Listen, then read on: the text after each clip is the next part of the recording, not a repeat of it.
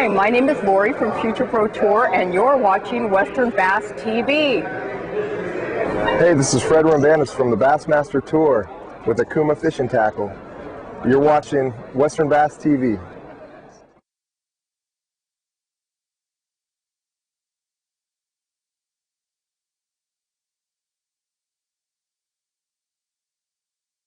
Are you ready? I guess. Man, it's a good thing I-5 runs north and south, because he'd never find the Delta if he didn't. I got this frantic phone call at 10 minutes after 12. I'm lost! That's Billy. Yeah, it just happens. Well, good afternoon and welcome to International Sportsmen's Expo, Day 2 of our 4-day annual stop here in Sacramento. For those of you gathered around our Cal Boating Aquarium demonstration tank, I want to remind you to pick up the brochures and literature from California Boating and Waterway. I want to also remind you to wear your life jackets and kill switches, like we all do when we're on the water.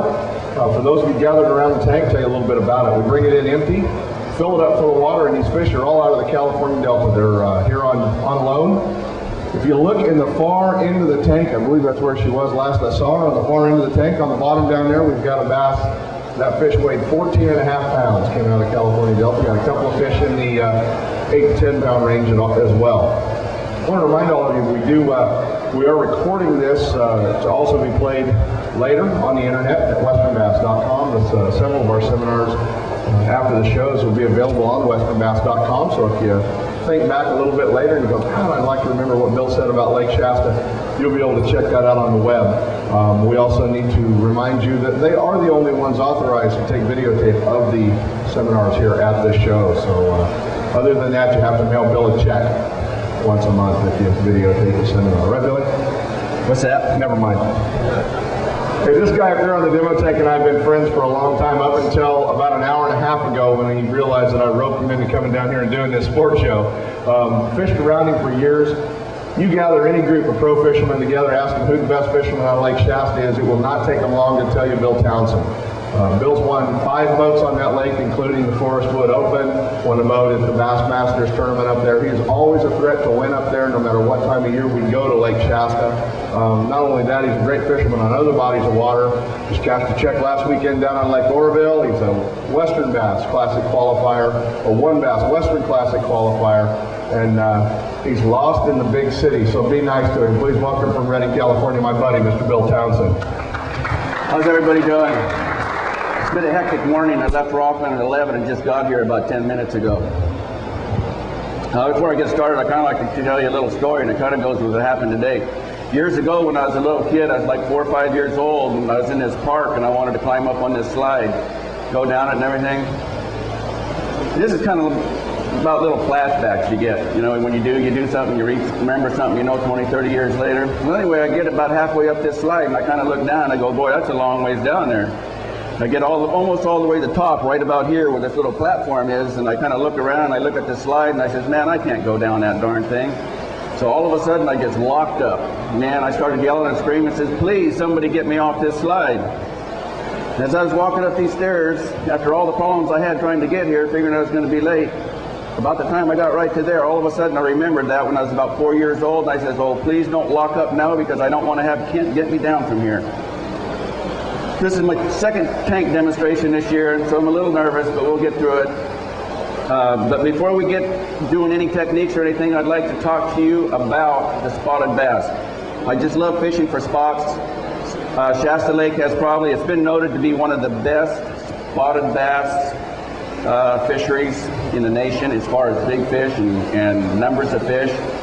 And when I get done with here, hopefully with some figures I have here and everything, that you can make up your mind whether you want to fish for lots of numbers of fish. And if you don't want to do that, if you're a tournament angler or whatever, I can get you out of that cookie cutter size at 6.5 to 8.5 pound limits to try to go catch these bigger fish, the 2s, the 4s, and the 5, 6, and 7s, and 8s. Every year out of Shasta, there's probably 4, 5, 8 pounders, 8-pound spots taken out of Shasta that we know of for sure as anglers. But there's a lot of people out there that, your minnow fishermen and everything, that really don't realize sometimes what they do catch because they're so big they think they're largemouth. In fact, the biggest fish out of Shasta right now, the biggest spot is 876, I believe, and the lady that caught it, I know her very well. I was working a graveyard shift, and her husband called me and says, Bill, you ought to see this big largemouth I caught today. This is about 12 hours later. So he brings this ice chest into me at work about 1 o'clock in the morning and opens the lid. It's a big spot, which is now the lake record. And there's this, and they caught it on a timber tiger trolling out of a houseboat, out a little patio boat. So anybody can catch them. Sometimes you get lucky, but there's a lot of big spots on Shasta. They were first introduced in 1981 and 82. There was a total of 600 fish released, and they were all anywhere from 6 inches to 14 inches long. They came from Pine Flat, and I think some of them actually came out of McClure too. In the very late 80s and early 90s, Fishing Game started doing a lot of electroshock fishing. The average lifespan of a spot is anywhere from 8 to 10 years, so they figured they would start about 8 to 10 years after that to see what kind of how they had grown as far as size, classes, and everything. So with the electroshockers, what they do, they shock them up, they tag them and measure them. And then with the tags that do come back, they put $5, $10, $15, $25 tags in them. So everybody was sending in your tags, and they were supposed to measure them and also weigh them to see how much they had grown and how far they had traveled. And they figured out through these studies that spots travel a lot. They really travel a lot. They cover a lot of water. Also with the Fishing Game, they were out on the water constantly with a lot of helpers, and they were doing creel checks, and they were counting how many fish that everybody had and everybody was bringing in every day. So it's what they came up with. It takes 3 to 4 years for a spot to reach 11 to 12 inches, and that's almost half the spot's lifetime. 15 of every 100 or 150 out of every 1,000 only reach 12 inches. So basically they have a pretty tough life when they're first growing up. You know, they're fairly small, but they're very aggressive. If you're fishing on a point, I mean, them little guys are going to beat the big guys to the food because they want to be big guys too, because if they stay little, they're going to end up making some other bigger fish bigger because the big guys are going to eat them. It takes 5 to 6 years for them to reach anywhere from 16 to 18 inches, which is in the 2 to 4 pound class. And 7 to 10 years, they'll reach 5 to 6 pounds and larger. The way I fish on Shasta Lake, and people have asked me, why do I fish this way? I'm known for doing a lot of running. Shasta Lake has a McLeod arm, sack, the pit, backbone. Most every tournament, depending on the year, I'll cover 2 or 3 of those arms plus the main body, and maybe even go back to the same arm again that I started on. And when I get done with this, you'll kind of see why I do this. Have you ever heard the term proportional stock density? Probably hasn't. But it's what it is. It's the Fishing Game definition of it. It's the measure of species size in any given body of water. So what's that saying is, if we have 1,000 fish, out of these 1,000 fish, so many of them, so the percentage is going to be 12 inches, so many is going to be 2 to 4 pounds, and so many are going to be 5 pounds. And through these creel studies and everything that they did, they've had this figured out. And this is specific to Shasta Lake. Other lakes are going to be a little bit different. And now that the spots have been in Shasta for over 20 years, I actually believe that these figures are a little bit higher than what they have right here for the first 10. 46 is what we're going to do. I'm going to take 1,000 fish and I'm going to throw them up there on the McLeod arm, and they're just going to disperse and do their thing. And from any size, from 12 inches on up to 8 pounds, okay? And then we're going to figure out how we're going to try to catch these fish. So let's say we have 1,000 up there. 46% of this 1,000 is going to be 12 inches and less, which is 460 fish. 30% of those fish are only going to be 12 to 14 inches. And that's 300 fish. So now we have 760 fish that are still below 14 inches. Now if you're a weekend angler or something like that, this is great because you can go out, and if you find a point where all these fish are, you can sit there and catch fish after fish after fish, and it's not uncommon on Shasta to catch 50, 60, 70 fish a day. But if you stay on these points where these small fish are, whether it's a point or a cut or back in the willows in the spring, and that's another thing, the willows in the springtime on Shasta are just regular bass magnets, and there's good possibilities you can catch bigger fish out of the willows in the spring in the backs, but you're going to catch a lot of small ones too.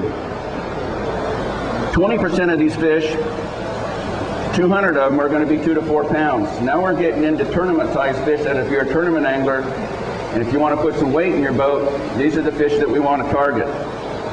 4 to 5% or 40 to 50 are only going to be, they're going to be your 5, 6, 7s, and 8s. This is what we have. We have a total of 76% of those fish, or 760 of them, that are below 14 inches. You know, that's if that's how you want to fish, you can catch lots of fish if you want to stay in one spot. Usually when those smaller fish are there, you can maybe weed through them and catch a lot of fish, maybe 10, 15 fish, and then you'll catch a 2-pounder. Catch another 5 or 10 fish, and you're going to catch another 2-pounder. But the hard part about that is, once you catch a few fish and release those fish back down, usually those fish are going to take that school away, or because of the pheromones that the fish put out because of stress, those fish are going to shut off. So you're going to lose those fish. 24% of those fish, or 240 of them, are the ones that we want to target as tournament anglers. So you got to fish the percentages. We know that those 240 fish aren't going to be in 2 spots, or 3 spots, or 4 spots. They're going to be spread out through a big area through that lake. During certain times of the year, they're going to be on those long sloping main outside points. Other times of the year, they're going to be on the sides, back in the cuts. And another time of the year, they're going to be back inside, back in the willows. One thing about spots that are so different from largemouth is that the big fish spawn on the main lake points. They don't go back in like the largemouth do and spawn in the shallows. You might see them back there occasionally, but not often. If you want to fish the percentages to try to catch the bigger fish, fish the outsides. The big spots that spawn on the outsides will spawn anywhere from 12 to 25 or 30 feet deep, depending on water clarity. How deep the light penetration goes down in the water, that's the deepest part that they'll spawn. They have to have the light penetration. And sometimes on Shasta during that time of year, sometimes you can see 30 feet deep, which is kind of abnormal, but there's been times that you could. A lot of times it's 20, 25 feet. That's no big deal. So when you fish for these fish, it's a run and gun type thing. And what I'm going to talk about, every technique that I'm going to show you here right now, is what's happening right now until the next 3 or 4 months, all the way up into May. The fish are going to start staging here, and probably, there's a lot of big fish shallow now, but they're really going to start coming up here in another month, mid-February on.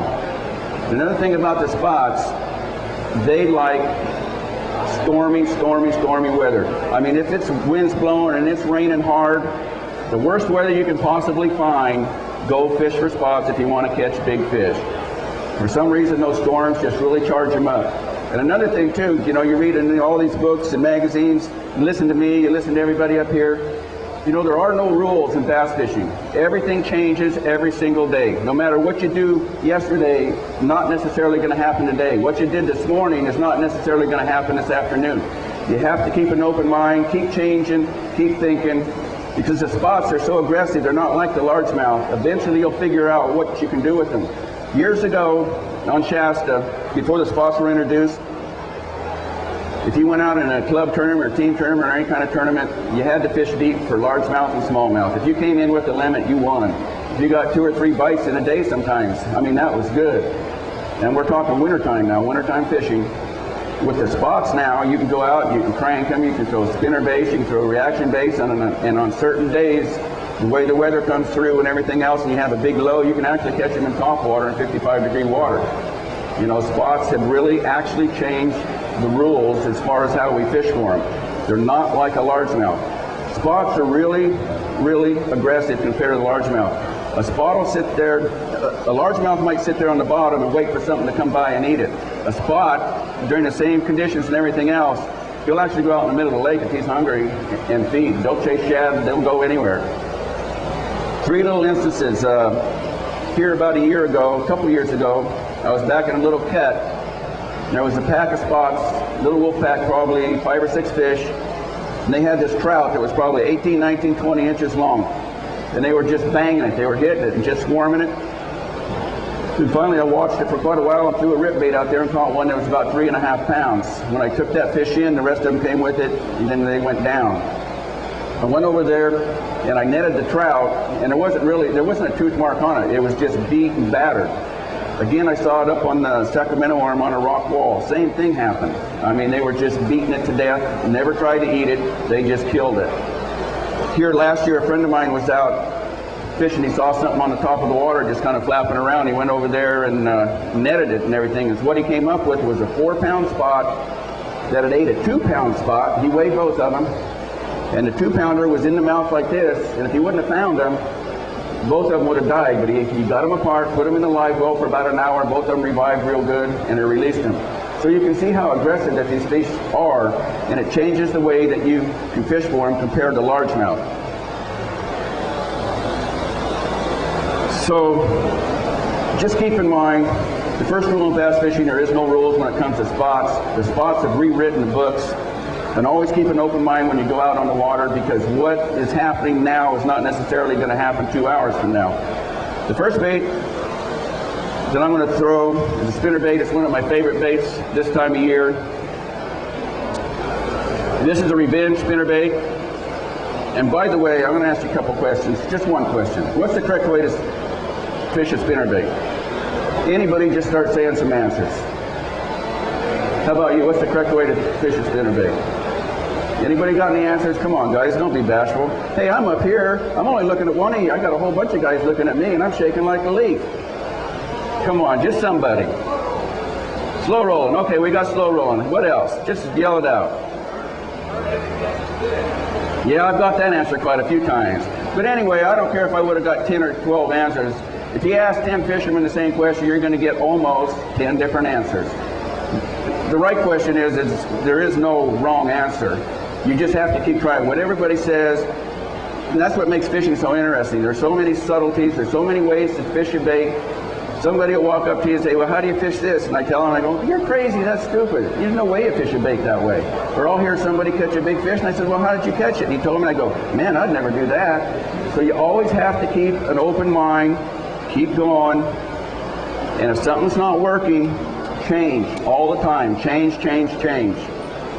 This spinnerbait here is a 1/2 ounce chartreuse and white. It's the one I throw mostly on Shasta. If the water is really clear, I like to use a spinnerbait similar to this. I like translucent skirts because of this clear water. In real clear water, I'll use the double willow leaf. And if I'm getting bit on this spinnerbait in real clear water, but I'm not catching the fish, I'll actually take some sandpaper or some steel wool, and I'll buff down the blades a little bit just to make a subtle difference. And if that doesn't work, I'll completely flip-flop, maybe throw a chartreuse spinnerbait. Something to try to trigger them to make them bite. You got to keep trying different things, especially if they're following it and maybe hitting the blades. You're doing the right things, but maybe it's just not the right tempo or the right color. So now we're in the wintertime still, just like we are right now. I'm going to fish just like we're going to do for the next 3 months. When I fish a point, I like to pull my boat up, which I call inside out. I'll come on the inside of the cove, and I love wind. If there's, on the day of a tournament or something, when I go to the lake, I'm sitting there, I have my places where I want to fish. But all of a sudden, if the wind comes up and starts coming, if it was out of the north and all of a sudden it changes real good and starts coming out of the south, I'll go fish a completely different arm, because to me, wind is your friend. It breaks up the water, breaks up your bait, and it'll bring the fish a little bit shallower, make them a little bit more active. Wind causes current. Even in a big Shasta lake like this, if you're fishing the lower arms of the lake, believe it or not, there's still current there, so you have to fish accordingly. So what I like to do, I just like to go out, throw my spinnerbait, and I'll start shallow. I'll start at 2 feet, 6 feet, 8, 10, 12, and just keep working out. Even though that the spots are still aggressive, you still kind of have to fish accordingly. Most of the time, this time of the year, you're going to be slow rolling your spinnerbait. It has to make contact on the bottom all the time. You can't be out there just fishing it above the bottom. It has to be on the bottom. Drag it along the bottom, get it off the top, take it over something, just let her fall. Let her go down the bottom, let it sit.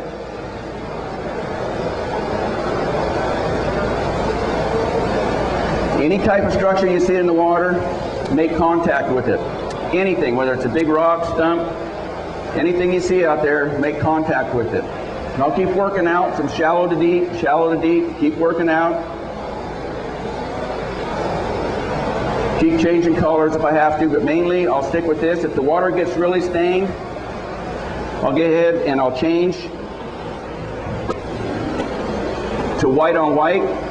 This is another ½ ounce. It's a homemade spinnerbait. Most of my spinnerbaits are homemade, but I'll use anything that I find that I think is going to work. This is white on white with double white willows. The water gets a little stained. That's the one I'll go to.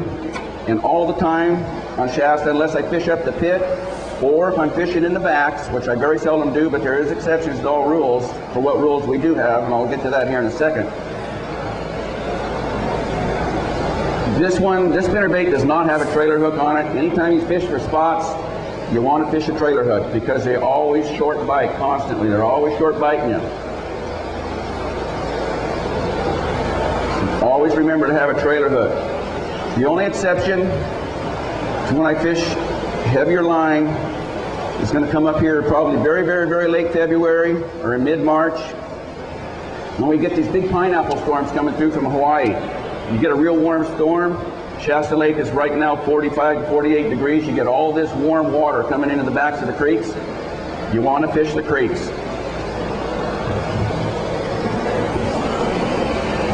And you want to fish the creeks. You want to find the creeks that has a lot of stain coming into it.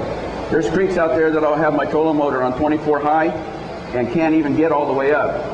That's what I use. I use a 1 ounce rod strainer with a big thumper blade on it, one big Colorado blade. I use white on white. And if the water is absolutely just mud, I mean fish it. You go to chartreuse and chartreuse. But use the big thumper blades because the water's coming down so fast and hard, it's so roily and so turbulent with a lot of bubbles and a lot of everything. You got to have something that's going to make more noise than what that water is coming in. But you really don't have to fish the big ones you want to go back into, but you've got to find the ones that have a lot of mud coming down, a lot of stain. There's a lot of creeks on Shasta because of the rock, they come in clear. You don't want to fish the clear ones. But even on the outside main lake stuff, if you have water coming in that's stained, fish that. Anything that's coming in that's running water that's stained is what you want to fish. The next bait I really like to fish on Shasta, definitely a jerk bait. I really don't have any preferences. I like the Stacy's. It's probably one of my #1 baits on Shasta. In a tournament here, 4 or 5 years ago, it was, I think it was one of the last West Coast bass tournaments. I caught 23.86 off 1 point an hour, all on a Stacy. This one here, I believe, is called a shell. It works really good on Shasta Lake. It's a phenomenal one. The other colors I like to use is Aurora Black and the Ghost Minnow. If I'm not using the Stacy, I like to use the Flash Minnows in the 110, same colors, and the 128s. I also like to throw a lot of, can't even think of the name of them right now.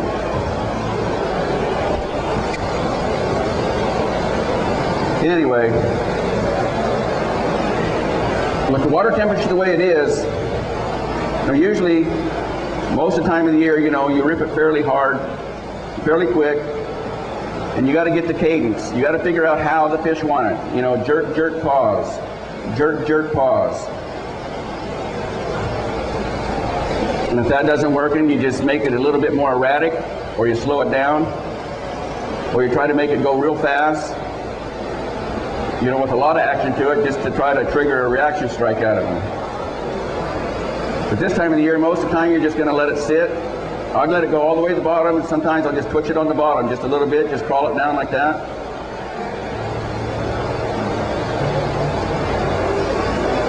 This one has a couple suspend docks on it, so I can get it to the bottom. Usually they'll just sit out there and they'll be neutral buoyancy. They'll just sit there and suspend. Before the show's over, I do have a bait. I didn't bring any topwater baits, but I will talk about the topwater just prior to I show you this one bait that I have. It's a bait I've used for years. I call it my secret confidence bait. I've caught a lot of big spots on it, but the best thing about this bait is it's a locator bait. It'll find fish for me starting this time of the year for the next 3 or 4 months. And once I find these fish, because they're staging and they're going to spawn, they're going to stay there. And so once I locate them, I can go back and catch them either on jigs or maybe even rip baits, worms, or whatever. One thing about fishing your jerk baits and everything, pay attention to how the fish take it. That first fish you catch that day is usually the fish that's going to tell you how you're going to fish for the, maybe not the rest of the day, but for at least for the next couple hours if you don't have any changing weather conditions. And you got to remember this time of year, we're going to have some big storms and then we're going to have some sunshine. We're going to have some big storms and then we're going to have some sunshines. We're going to have north winds, north pole winds. So everything's going to change. See how that fish just hit it? A lot of times, the longer you leave it, the better off you are, because sooner or later they just want it. They just can't stand it because they're very aggressive. They're basically kind of a predator.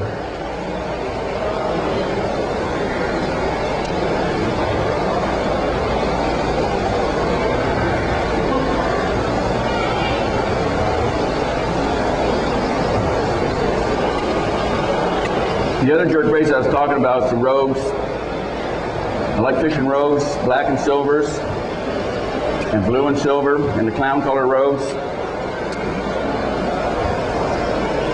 The little secret bait I have, my secret confidence bait, is a bomber long A. I throw a lot of bombers. The one I have, a lot of people told me, don't do it, Bill, don't show these people these bait. But you know what? I don't really care. I'm here to try to show you guys so you guys can make up your minds if you want to catch small fish or if you want to catch big fish. And if you happen to catch a big fish on that, or you locate fish somewhere and you do catch a nice fish, you come up to me and say, hey, you really helped me. You know, that'd make me feel real good. That'd be almost feeling better than winning the tournament. Except you don't get any money for it, but still make me feel good.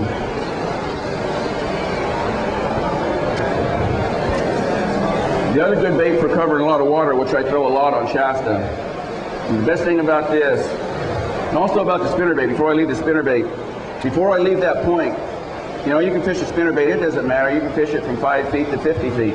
It's just another bait, you know, there's no rules. That last couple casts before I leave, I'll have that boat position right on top of the point and I'll chuck it out there 30, 40 feet of water, let it go all the way down the bottom, and just slow roll it all the way back up that point. I mean, constantly making bottom contact. You do the same thing with the jig, cover a lot of water with the jig. This is a 1 ounce jig. Won a lot of money on these jigs. My favorite trailer is Yamamoto Double Tail. It's cinnamon, black and purple flake. Next color is the number 176, cinnamon with black. The other two colors I use a little bit of is green pumpkin with black and green with watermelon, or watermelon green with black and red. Now, one thing about fishing a jig, everybody says, well, you're trying to imitate a crawdad, so it has to be fished slow. Yes and no. You know, you got to figure out how the fish want it.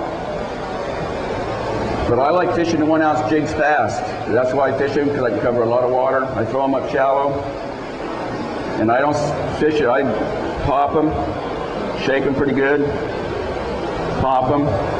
If they're sitting there and if they really don't want it, and all of a sudden it just pops for a reaction strike, they just automatically, oh my God, it's going to get away, and they'll just eat it. I mean, immediately. And when they eat it, boy, they thump it hard.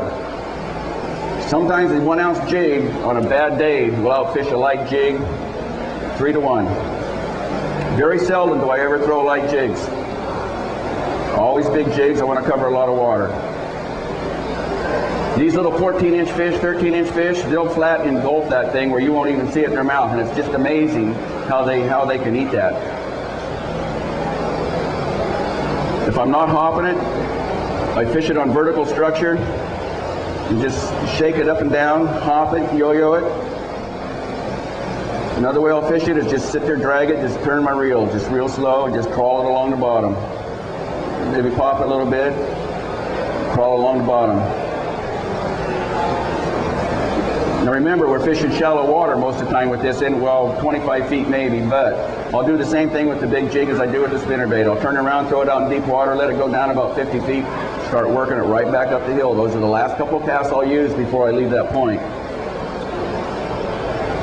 You know, even though we're covering a lot of water, we're running from point to point to point, you still have to slow down when you get there. And whatever bait you're using, you have to use it with confidence and work it thoroughly. Use it thoroughly.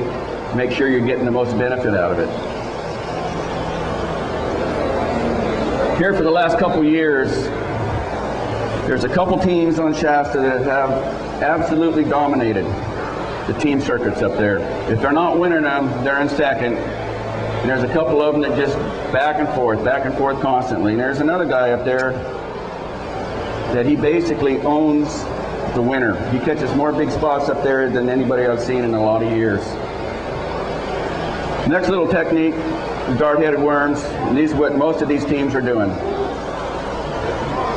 And the only thing they're doing different than anybody else is fishing it slower than anybody else. Everybody's fishing the right areas, because once you learn Shasta, once you learn where these big spots live, all of a sudden you have a big, huge lake, and the lake gets smaller because everybody's fishing those places where these big fish hang out. And that's why you have to run, and run. Another important thing on the lake too is timing. In your pre-fish or when you're out doing whatever you're doing, you know, just a weekend fisherman, keep track of where you catch these fish and at what time you catch these fish. A lot of times these fish will all move, especially on the same arm, basically at the same time. The McLeod and Sacramento arms, they basically do the same thing. You get up on the pit's a little bit different than what those two arms are. The McLeod and the Sacramento arms are void of timber, where the pit and squaw that has a lot of wood up there. Anyway, with the dart head, I mean, it's just pretty much kind of a no-brainer. You want to use the lightest possible weight you can. But the key to Shasta, because of the water clarity, I use 7-foot St. Croix rods with 6-pound maximum fluorocarbon, and the reason being, I want to stay back as far as I can from these points, because once these big ones move up,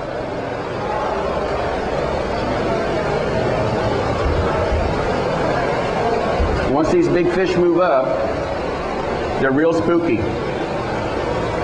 So you want to have, if they're not hitting the jigs or spinnerbaits or rip baits, you want to throw something out there that's real subtle. Now you have to remember these fish are staged in the spawn. Some of them aren't going to be super aggressive because they're getting ready to do their thing. So you want to throw it out there and just let it sit. You want to just barely move it. Oh yeah. Yeah.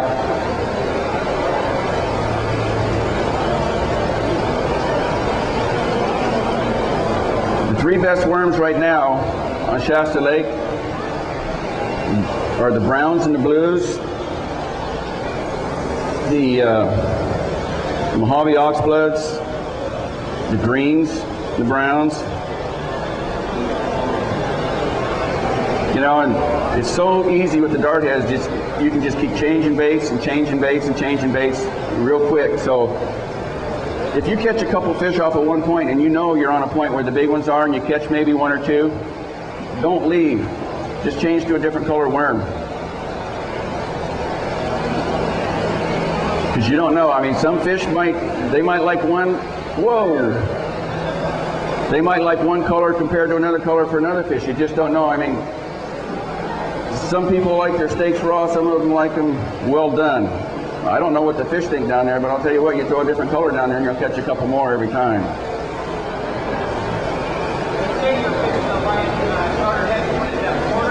This is an 1/8 ounce.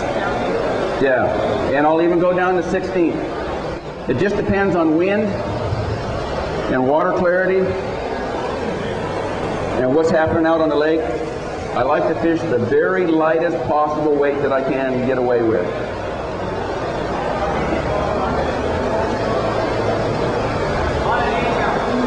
On an 1/8 ounce dart head, I've actually fished 1/8 ounce dart head down to 60 feet. Yeah. Patience. And that's with no wind. You know, it has to be a still day. You still have to have bottom contact, and you have to be able to feel it. This is fluorocarbon, 6-pound. That's all I use on Shasta. I mean, I will not use anything. I don't care if I fish up in the trees. I'll still use 6-pound if I'm using a spinning rod. I'd rather get bit and lose than not get bit at all. It's kind of like that old saying, rather love than not have the love, loved and lost than not to have loved at all. No, fluorocarbon's the only way to go, guaranteed. These, it just doesn't react the same. Yes, I have. And I've used a lot of braid. I've used 10 pound, well it's actually, 10 pound, 4 pound diameter with fluorocarbon, and it's just different. The braid doesn't go down like the fluorocarbon does. But the best thing about fishing a dart head, I mean, it has to be fished slow. There's a few exceptions when I fish inside, when I go into the willows and everything. I'll throw the dart heads up alongside the willows.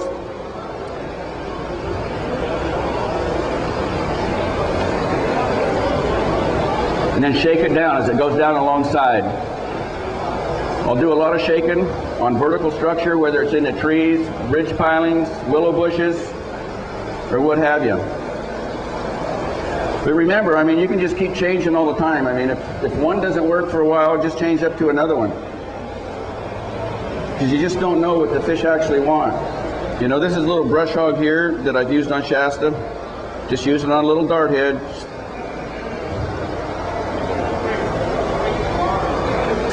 Pardon? This is a this is a 7-foot medium action.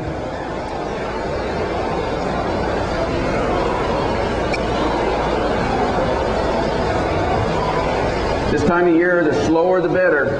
I'm not kidding, the slower the better. Just let it sit, let it sit, let it sit. Some big spots, they're down there and they're spawning. You got to remember that, they're spawning. A lot of times you can't even meter them because they're so tight to the bottom you can't see them. And if they're down there getting ready to spawn and do their thing, they're not going to really go a long way to go to pick that bait up. So you just got to keep it there, keep it there. Pretty soon, because of their aggressiveness, even though it might not be aggressive to you, any other fish might not do it, but they'll have to come over and do something with it.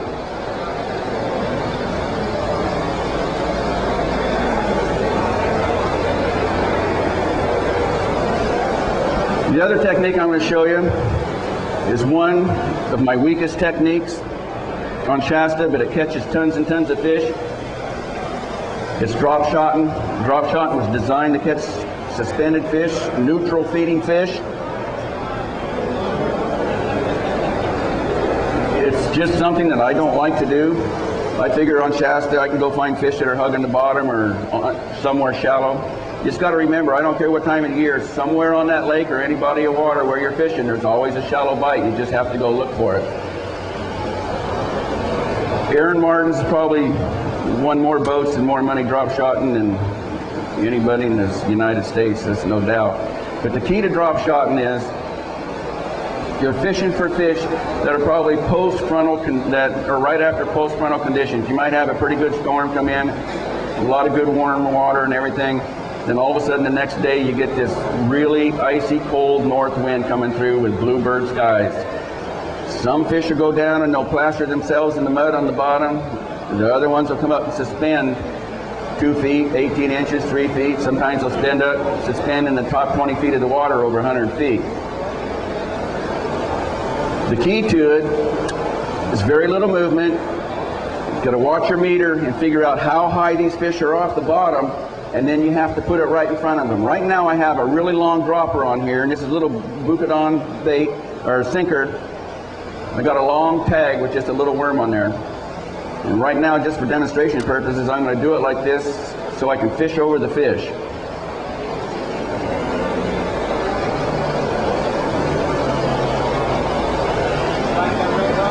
And that worm, you just want to let it sit there. You don't want to shake it. You just want to kind of let it float and just kind of hover. You know, that's the kind of the beauty of it. You don't want to do a lot of movement because the fish are real lazy. They're lethargic because of the front. The pressure's got them in the bad mood, so you got to sit there and just barely do anything with it. Just let it kind of lazily float around. Now you see, no fish are even really interested in it. You know, it's being fished above them, and they're not looking up to feed. So the key to drop shotting is you got to put it right in front of them. That's where they want it. They're not going to move to come up and get it. And with this little weight, it's got a little clip on it. And I leave a long tag so you can go ahead and change your depth anytime you want. You just pull your line through it.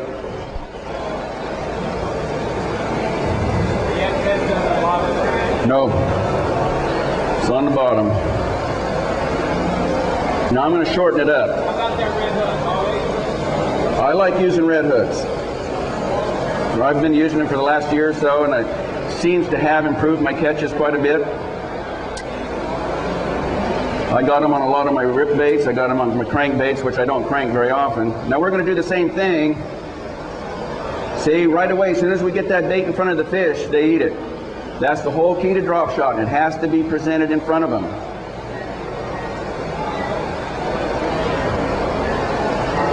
Come on, spit it out. All these hooks they don't have any barbs on them. They've all been cut off and everything. This guy doesn't seem like he wants to cooperate very well. The rod I'm using here too is a 7 foot. It's a custom made St. Croix blank. It's a medium light action. You can see, just spit it right out. It's a medium light action. When you're drop shotting, a lot of times you don't even feel these bites. They're very, very, very subtle.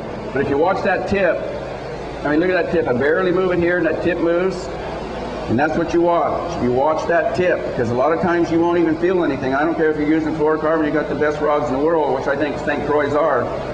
You just won't feel that bite, but they'll start moving away with it, and with that real super, super light tip, you know, it'll just start bending.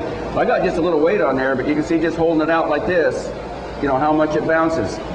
It's got a super light tip, but it's got a lot of backbone. You can fish it down to 60, 70, 80 feet if you want, but I don't really care to do that. I do a lot of drop shotting on Shasta, but this is another thing that you don't hear a lot about, because we've all been taught that drop shot is a deep technique. Well, not necessarily so. With these spotted bass now, they're down there spawning on these long, long points. If they get in a little bit of the bunk because of a high pressure, just like these big fish or these deep fish do, they'll come up and suspend. But them shallow fish really won't suspend. They'll just bury themselves down on the bottom. They'll actually, when you catch them, they'll have mud on their bellies. So I'll drop shot it, and I'll use a real short drop like that, maybe 6 inches. Okay, now the farther you throw it out, you get more angle in your line, which is actually going to bring that bait just a little bit closer to the bottom. So if you're fishing for these finicky spots that the weather's just kind of goofed them up a little bit, instead of using the dart head, you take that bait and you get it just a little bit off the bottom, and then you're putting it right in front of them. And if it goes by them, or if it's sitting there in front of them, they can't resist it. They're just going to suck it in. It's a free meal. They don't even have to move.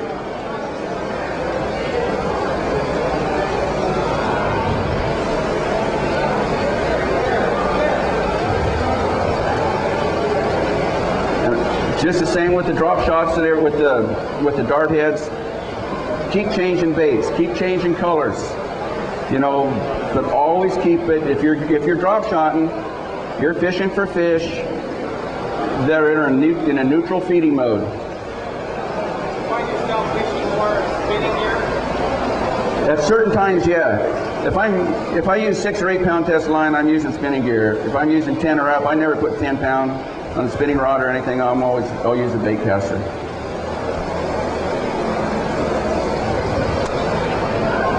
As far as techniques and everything, that's just about all I have. But I guarantee if you do this, you'll catch a lot of fish. Now, I still have one more bait that I told you guys I'd show you to locate big spots.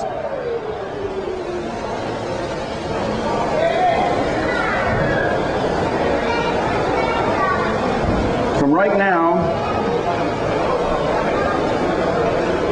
till almost the beginning of May, this bait is absolutely phenomenal.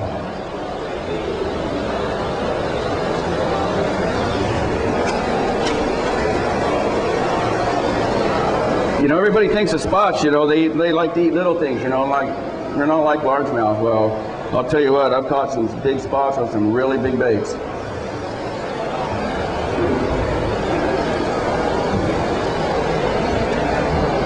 This is a Bomber Long A. It's got a feather on the back. It's been painted up a little bit different.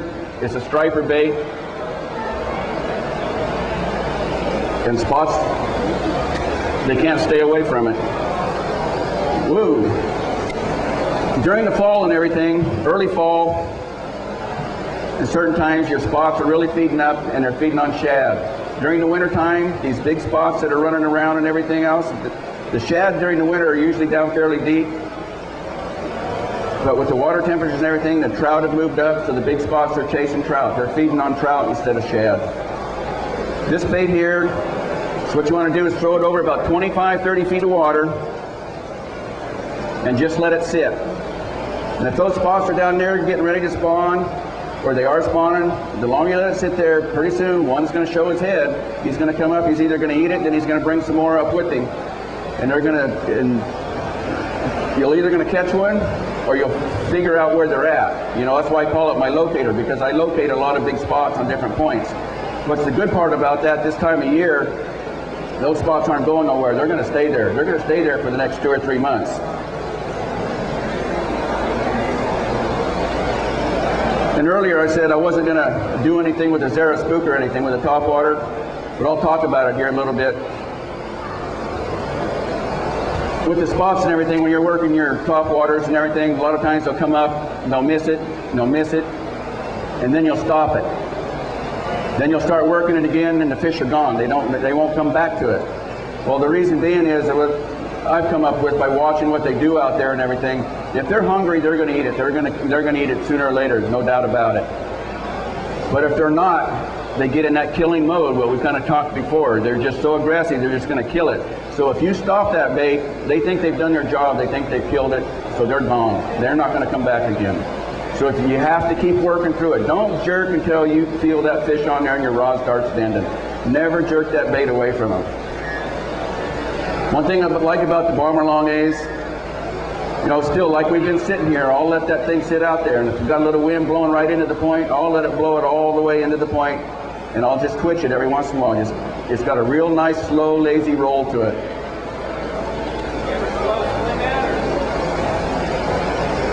You can do it however you want to do it. You know, you got to experiment and see how they want it. You know, it's a tedious process, you know, doing this. But once you find them, you've found them for 3 or 4 months, and they're not going to move, I guarantee it.